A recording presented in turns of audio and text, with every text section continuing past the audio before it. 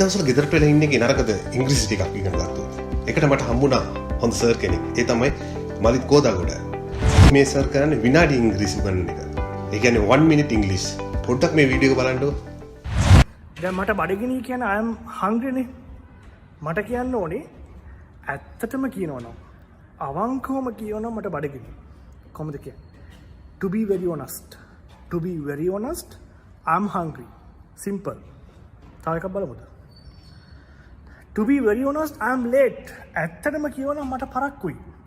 To be very honest, I need to go now. ඇත්තටම කියනවනම් අවංකවම කියනවනම් මට දැන් යන්න ඕනේ. To be very honest, I really like you. ඇත්තටම කියනවනම් මම ඔයාට මාර කැමතියි. Yes, simple. හැබැයි honest නෙමෙයි. honest කිව්වොත් එන්නේ වෙන කැතයි. Honest. To be very honest. Simple. ඉතින් වැඩේ හොඳයිනේ.